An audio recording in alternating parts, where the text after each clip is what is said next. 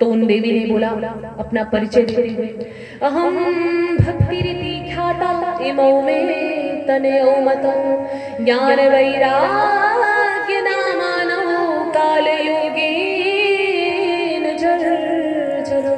देखिए महाराज, मैं भक्ति हूँ, मेरा नाम क्या है? भक्ति। और ये जो दो बूढ़े व्यक्ति आप देख रहे हैं, ये ज्ञान है और वैराग्य। ज्ञान वैराग्य नाम के ये दोनों मेरे पुत्र हैं। और मैं रो क्यों रही हूँ? क्योंकि मैं माँ होकर भी जवान हूँ, इतनी एक युवती की तरह दिखाई दे रही हूँ। और मेरे ये दोनों पुत्र हैं ज्ञान और वैराग्य, लेकिन निस्तेज अवस्था में पड़े हुए हैं, जर्जर अवस्था में पड़े हुए हैं, वृद्ध हैं। इसी बात का तो मुझे दुख है अच्छा। और ये जो पंखा झल रही है, समस्त देवियां हैं जो मुझे पंखा झल रही हैं। उन देवी ने कहा, मैं दक्षिण भारत में पैदा हुई, कर्नाटक में पली बढ़ी और महाराष्ट्र इत्यादि राज्यों में मुझे बहुत मान सम्मान मिला। लेकिन जैसे ही कलियुग का बोलबाला आया, जैसे ही कलियुग का बोलबाला आया, उस कलियुग से मैं इतनी दुखी हो गई। क्यों? क्योंकि लोगों ने भगवान को पूजना ही छोड़ दिया। जो भगवान को पूजता है उसी के हृदय में मां भक्ति विराजमान रहती है। जो भगवान को नहीं पूजता, नहीं मानता, मां भक्ति उसके भीतर नहीं होती है। तो मां भक्ति ने कहा कि आप मेरे पुत्र को, आप मुझे यहाँ अगर आए हैं, देखिए संत महापुरुष यदि आते हैं तो हर एक जीवात्मा अपने दुखों को उनके समक्ष व्यक्त करता है, और वो ये चाहता है कि मेरा दुख ये संत महापुरुष दूर कर दे। मां भक्ति भी यही चाहती है कि मेरा पुत्र ज्ञान और वैराग्य तेजवान हो जाए, फिर से तेज युक्त हो जाए, पहले की तरह हो जाए। तो नारद जी ने कहा, देखिए धन्य है ये वृंदावन की भूमि, वृंदावनस्य संयोगात् पुनस्त्वं तरुणी नवा, धन्यं वृंदावनम तेन भक्तिर्नृत्यति यत्र च। धन्य है ये वृंदावन की भूमि, कि इस वृंदावन की भूमि में आज भी कलियुग में भी मां भक्ति नित्य निरंतर नृत्य करती है हमेशा। अब मां भक्ति पूछती है कि क्यों कलियुग में क्यों नहीं पूज रहे लोग भगवान को, क्यों सच्ची भक्ति नहीं है लोगों में? और यदि सच्ची भक्ति नहीं रहेगी तो ऐसे तो मैं समाप्त हो जाऊंगी, और कलियुग सभी जीवात्माओं का क्या करेगा? विनाश कर देगा। तो नारद जी ने कहा, देखिए कलियुग का बोलबाला ही ऐसा है, कलियुग है ही ऐसा, कलियुग का स्वरूप ही ऐसा है कि मानव की अंतःकरण की पवित्रता को नाश कर देता है। तो कहीं जब मानव की अंतःकरण की पवित्रता को नाश कर देता है, तो राजा परीक्षित ने कलियुग को अपने राज्य में आने ही क्यों दिया? और यदि मान लीजिए राजा परीक्षित ने आने भी दिया, तो भगवान ने क्यों आने दिया? भगवान ने क्यों नहीं दंड दिया कलियुग को? अब ये तो भगवान की लीला है, भगवान ही जानते हैं। तो कहें राजा परीक्षित ने इसलिए कलियुग को स्वीकार किया क्योंकि कलियुग में भले ही लाखों करोड़ों बुराइयां हैं, लेकिन एक अच्छाई है। उसी एक अच्छाई की वजह से कलियुग को राजा परीक्षित ने स्वीकार किया है। यत् फलं नास्ति तपसा न योगेन समाधिना तत्फलं लभते सम्यक् लौकेशव कीर्तना। कलियुग में लाखों बुराइयां हैं, लोग हिंसा में रुचि रख रहे हैं, लोग लड़ाई करते हैं, झगड़ा करते हैं, मदिरा पान कर रहे हैं, जुआ खेल रहे हैं, स्त्री संसर्ग में व्यस्त है, बहुत सारी बुराइयां हो रही हैं, लेकिन एक अच्छाई है। यत् फलं नास्ति तपसा न योगेन समाधिना। जो फल पहले त्रेता युग हो चाहे वो सतयुग हो, बहुत बड़े बड़े हजारों वर्ष व्यतीत हो जाते थे तपस्या करते करते, योग करते करते, साधना करते करते, तब जाकर कहीं भगवान प्रसन्न होकर के दर्शन देते थे। और इस कलियुग में यदि प्रेम से, सच्ची आत्मा से, भाव से यदि भगवान का एक बार भी जीवात्मा नाम ले ले, तो भगवान दर्शन देने के लिए तैयार है। दर्शन भगवान देने के लिए तैयार है, हम भगवान का दर्शन लेने के लिए ही तैयार नहीं है।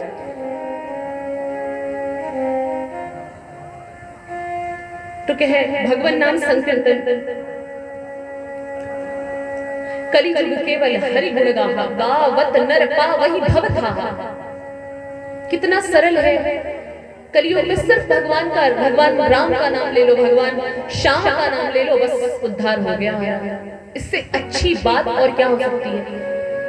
भगवान से भी बड़ा भगवान का नाम हो गया कि भगवान का नाम लेने मात्र से ही जीव तर जाता है, लेकिन नाम लेने में भी उसको आलस आती है जीव को। नाम नहीं लेना है। सुबह से लेकर शाम तक धन को जुटाने में, धन संग्रह करने में, परिवार का पालन पोषण करने में लगे रहना है, लेकिन नाम नहीं लेना है। और जब नाम नहीं लेना है महाराज, तो उद्धार भी कैसे होना है? नहीं होना है, फिर उद्धार भी नहीं होना है।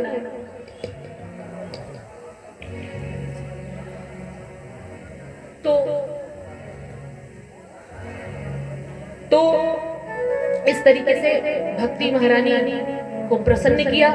और नारद जी ने क्या करा आगे, फिर भक्ति महारानी को समझाया। भक्ति महारानी खुश हो गई और नारद जी ने श्रीमद् भागवत कथा का श्रवण करा के ज्ञान वैराग्य, उनके दो पुत्र थे, उनको भी तेज युक्त कर दिया। अज्ञान और वैराग्य भी श्रीमद् भागवत कथा का श्रवण करके अपनी भक्ति मैया के साथ में नृत्य करने लगे। तो इस श्रीमद् भागवत की विशेषता ही यही है कि कोई भी व्यक्ति, देखिए भगवान ने कहा है कि महाराज आप मुझसे कोई भी भाव लेकर जुड़ो। यहाँ मैं कथा को संक्षिप्त कर रही हूँ क्योंकि हमारे पास बहुत ज्यादा समय नहीं है, तो मैं बहुत ही ज्यादा संक्षिप्त कथा आप सबको श्रवण करा रही हूँ।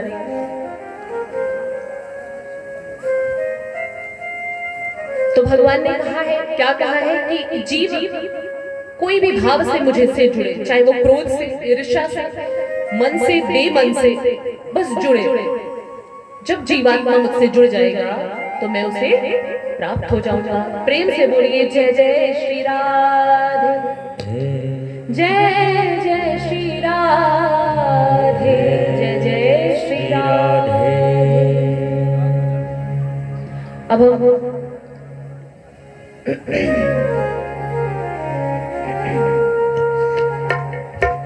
एक भजन और गाएंगे सब मिलकर, उसके बाद कथा की तरफ बढ़ेंगे।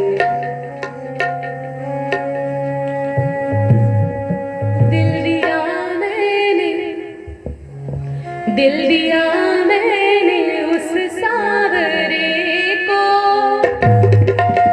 दिल दिया मैंने उस सावरे को, दिल के अरमां संवरने लगे हैं।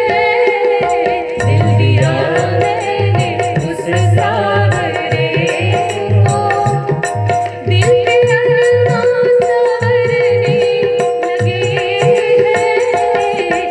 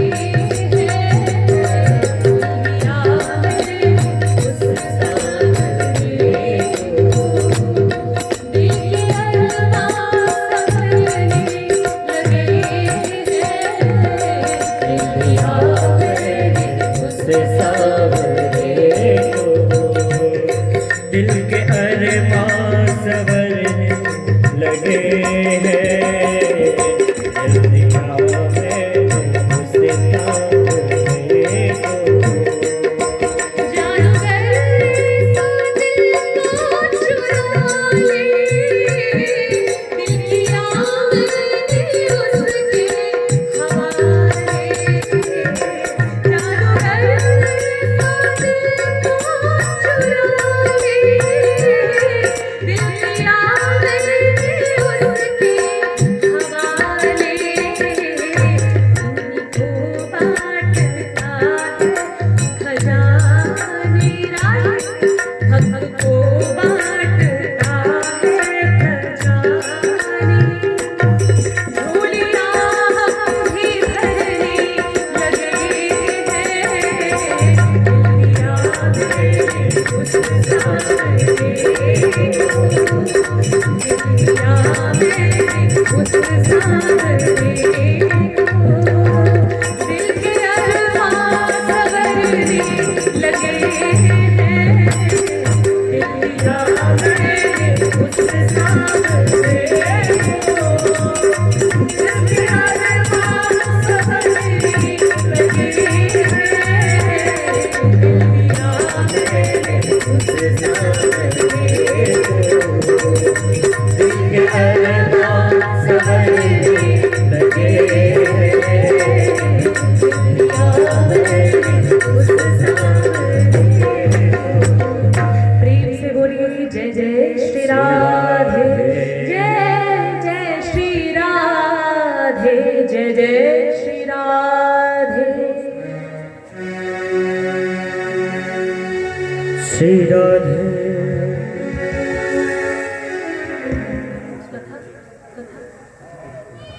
तो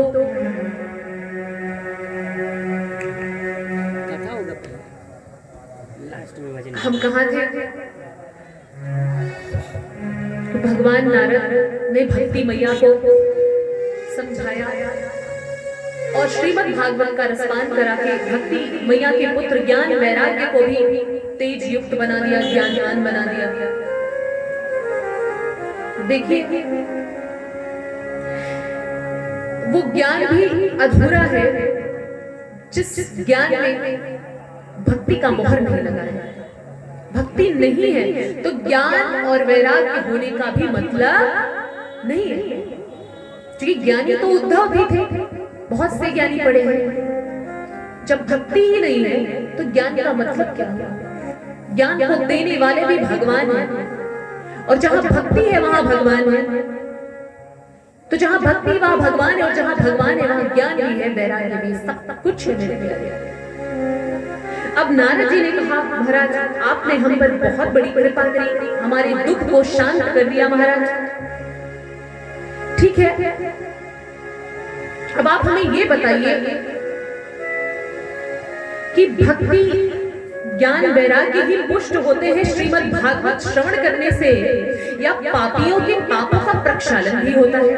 और यदि पापियों के पापों का प्रक्षालन होता है तो किस किस प्रकार के पापों का प्रक्षालन होता है? आप हमें महाराज बताइए। तो सनकादिकों ने कहा अरे महाराज आपने उल्टा प्रश्न कर दिया कि किस किस पापों का प्रक्षालन होता है। के विशुद्धयन्ति वदन्तु मह्यम् ये मानवाः पापकृतस्तु सर्वदा सदा दुराचाररता विमार्गताः क्रोधाग्निदग्धाः कुटिलाश्च कामिनः सप्ताहयज्ञेन कलौ पुनन्ति ते। देखिए इस श्रीमद् भागवत कथा श्रवण करने से किन किन पापियों का उद्धार नहीं हो जाता ये बताइए। जिसने अपनी जिंदगी में पाप के अलावा कोई कार्य किया ही नहीं उसका भी कल्याण हो जाता। कोई कितना भी पापात्मा हो, दुरात्मा हो, पतितात्मा हो, कैसा भी हो, वो सब तर जाते हैं महाराज। श्रीमद् भागवत की विशेषता है।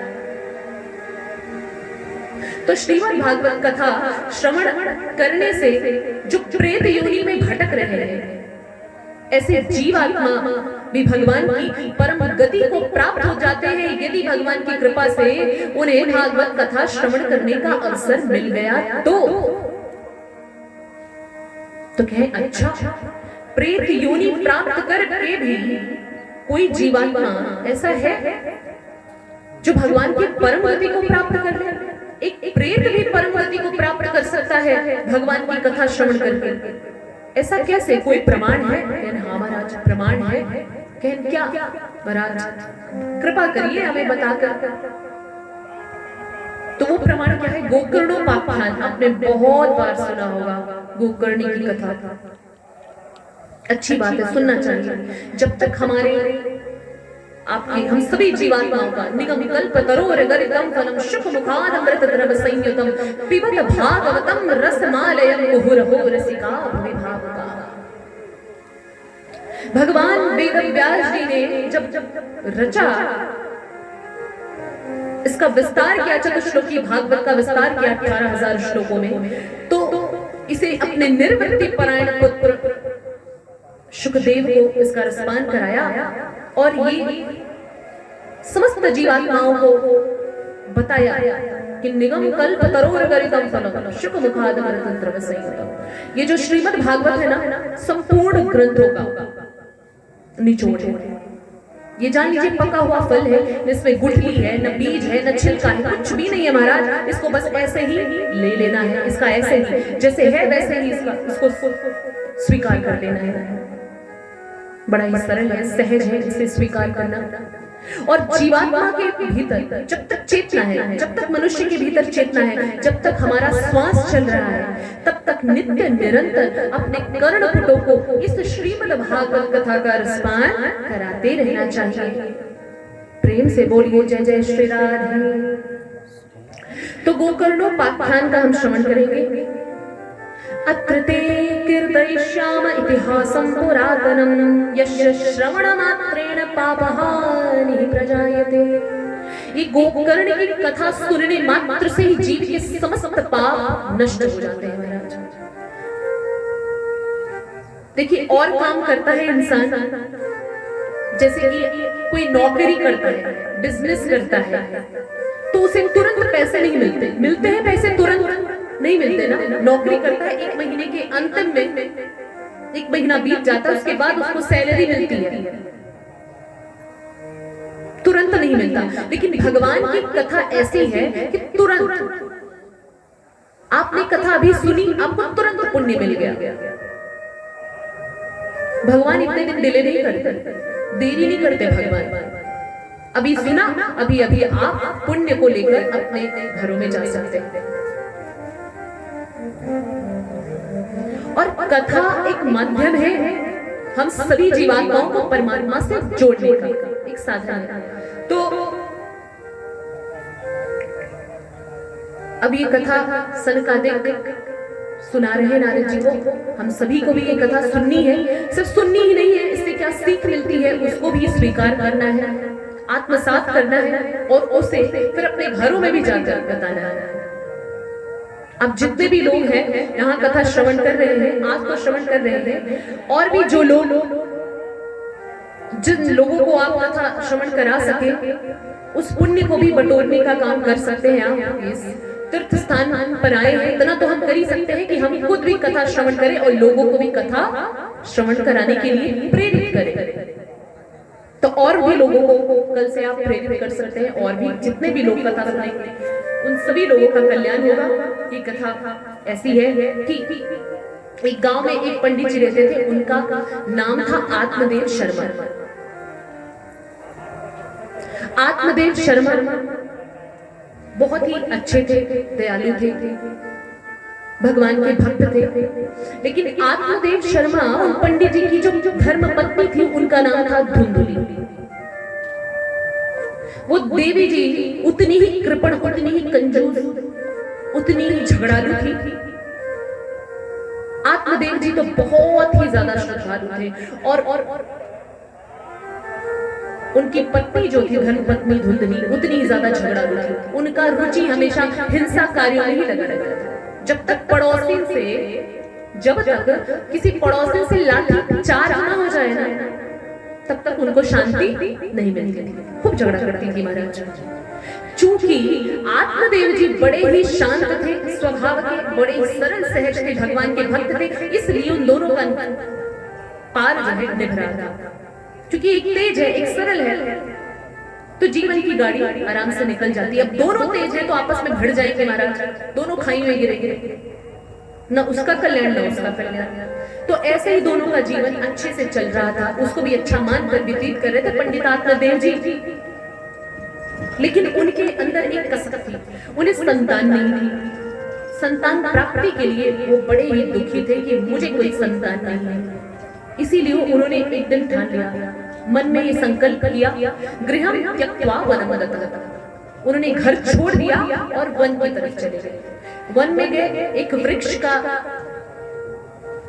वृक्ष दिखाई दिया, वृक्ष की सघन छाया में बैठे और रुदन करने लगे, प्रलाप करने लगे, रोने लगे कि मुझे पुत्र की प्राप्ति यदि नहीं हुई तो मैं घर नहीं जाने वाला हूं। वैसे उसी समय, उसी घड़ी, उसी पल एक संत महापुरुष वहां से गुजर रहे थे, वहां से जा रहे थे। संत महापुरुषों का तो कल्याण करना ही एकमात्र उद्देश्य होता है। कल्याणार्थ वो आत्मदेव जी के पास वो संत गए और पूछते हैं, कथम रोदिषि विप्र त्वं काते चिंता बलि ऐसी वदत त्वं सत्वरम मह्यं स्वस्य दुःखस्य कारणं। हे महात्मन, आप रो क्यों रहे हैं, क्यों दुखी हो रहे हैं? अब उनके अंदर ये भी चल रहा है कि लगता है ये भगवान को प्राप्त करने के लिए रो रहा है। आप अपने दुख का कारण बताओ। तो पंडित आत्मदेव जी अपने दुखों का कारण बताते, महाराज मैं इसलिए रो रहा हूं क्योंकि मुझे कोई संतान नहीं, मुझे संतान चाहिए। अब अब संत महापुरुष क्या करेंगे? उन्होंने तो क्या सोचा था, सोचा कुछ और था, हुआ कुछ और। सोचा क्या था कि भगवान को प्राप्त करने के लिए कोई भगवान का भक्त है, रो रहा है। जंगल में इंसान जाता ही है तपस्या करने के लिए भगवान का, लेकिन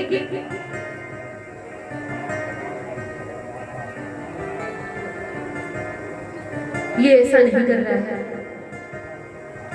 तो बोलते हैं भगवान मुझे संतान नहीं, इसलिए मैं रो रहा हूं। तो उन्होंने सोचा ठीक है, फिर भी मैं आया हूं तो इसका यहाँ पर कल्याण करूंगा ही। उसे समझाते हैं कि मुनिचा ज्ञानम प्रजा रूपम बलिष्ठा कर्मणो गति विवेकम तु समासाद्य त्यज संसार वासना।